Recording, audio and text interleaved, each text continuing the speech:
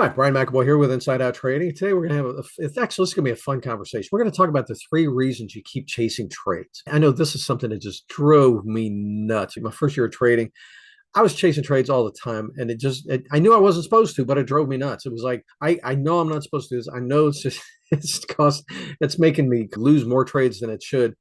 But man, I keep seeing all these opportunities. I keep seeing the market moves, and there's money all over the place. And it's really important to understand why you keep chasing trades so that you can do something about it. And that's what we're going to talk about. There's three specific things that cause you to chase trades. Besides just your mouth watering, you got dollar signs in your eyes, as a lot of us traders have been there. Not judging. But anyway, so reason number one, really, and it's almost funny because it's not that we're not paying attention. It's almost like we're paying too much attention to the charts and the markets. And so the reason we're chasing trades is a lack of focus. What? Lack of focus? Yeah, a lack of focus. What is focus? Focus is when you have your attention directed to something specific, right? That's focus. If you're not focused, you're all over the place. Your perspective and your intake of information is very broad. When you're focused, you're blocking out everything that's outside of this is what I'm looking for. When you're focused, it's I'm looking for this. And everything else really doesn't matter. I don't care. That's not what I'm looking for. That's not what I'm looking for. And you can be watching a chart and I'm very focused. I know exactly what I'm looking for and I know exactly what I'm going to do when I see it. And I know, again, I'm very focused and I'm looking for this one thing. That's focus. A lot of times what causes us to chase trades is we don't have a very specific something to be focused on. Our strategy is very discretionary, which sounds awesome because it's, oh yeah, I'm going to be a discretionary trader. That way I have a lot of flexibility. I can make lots of money. It'll open up a lot of opportunities for me. Yay. But it also really complicates the crap out of it. And it really makes it more challenging for consistent profits because with the more discretionary your trading is, the more variability and opportunity for error you're introducing. That's coming from a quality assurance background. In quality assurance, we eliminate inconsistencies by looking for two things: where are opportunities for error and where are opportunities for inconsistency. So the more variables in a process, the more unknowns, the more likely we are to get inconsistent results. And if we want consistent output and predictable, reliable output out of a process, we need to eliminate inconsistencies, eliminate opportunities for error. Does it reduce flexibility? Yes, it does. But the trade-off is really wonderful because now we have something we can focus on. We have a specific process. It's very clear.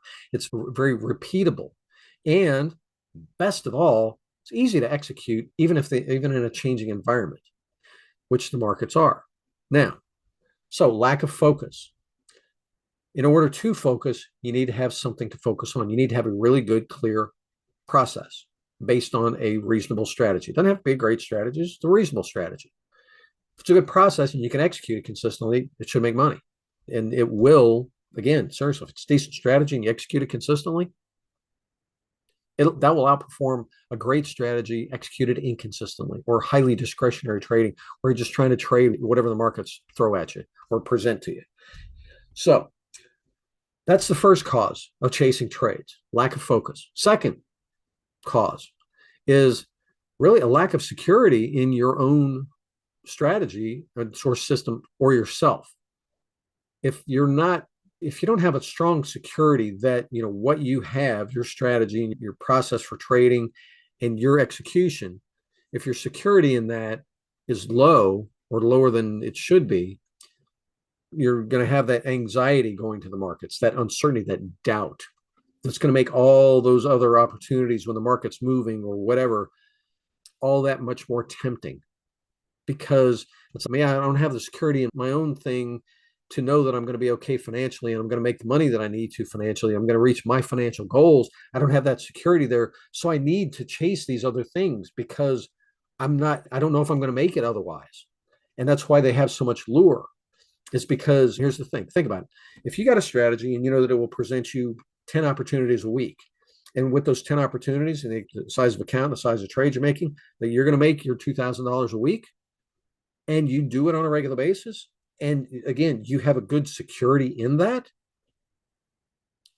the market can do whatever it wants because you're very comfortable knowing that what you have is going to take care of you. You have that security.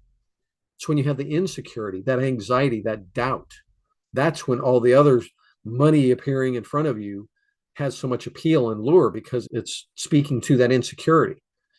Get security in what you're doing. Make sure that you're solid on what you're doing. That you have a decent strategy, that you have a good process, that you've proven it out, and you've mentally conditioned yourself for good execution. That's what I teach, is how to do that. And when you have that, it's really easy to just sit there and watch the markets, and they can do whatever they want, and it doesn't affect you because you have that security in what you're doing. Okay, so that's number two. First one is lack of focus. Second one is lack of security in your own strategy. And really, the third one is just playing too many unknowns. And this kind of goes back to, yeah, with your own process and everything.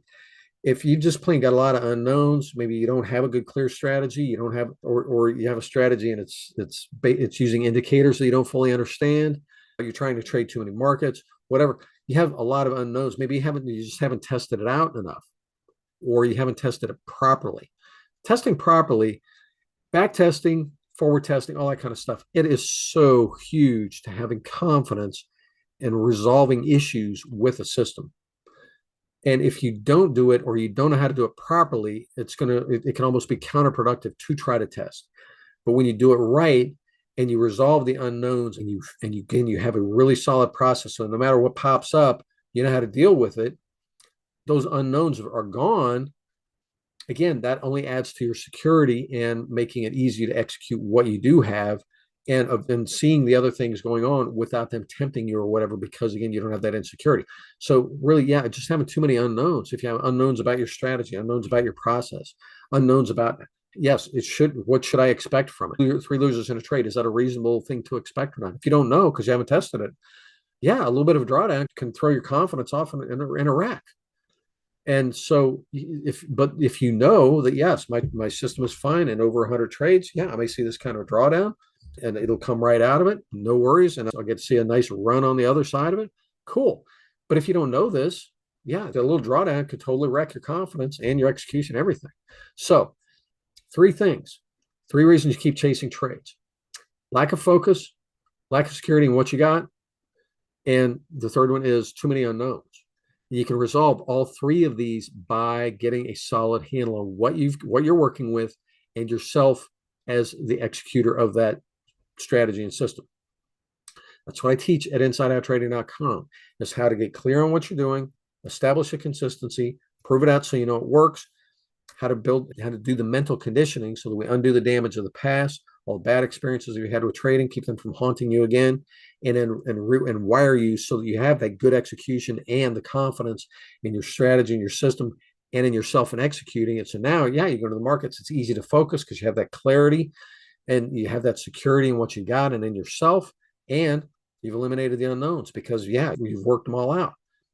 Cool. And you can sit there and watch the markets, and the urge to chase trades really goes like this. It gets down to like tiny because you're okay. Market's they can do what they want, and it's cool. I know what I'm looking for, and I will get it. So it's really cool. I'd love to help you with that. If you're curious, swing by InsideOutTrading.com. We could talk about it. It's a great process. I brought it from quality assurance. I used to be a professional, or I'm a certified quality engineer, but I used to be a quality assurance manager in a $100 million manufacturing operation. And when I brought what I was doing at quality, establishing consistency over the plant of 183 people and all this big operation, when I brought that and adapted it for my trading and everything, man, this works so well. This is how you get a really solid handle on your trading and eliminate all the unknowns, reduce your anxiety, and man, the clarity is awesome. So if you're curious, you'd like to find out more, swing by InsideOutTrading.com. We've got some free resources. If you want to book a call with me, cool. Let's talk. Anyway, hope this has been helpful. If it has, give me a like down below, subscribe to the channel, share this with friends, leave me a comment. Talk to you soon. Cheers.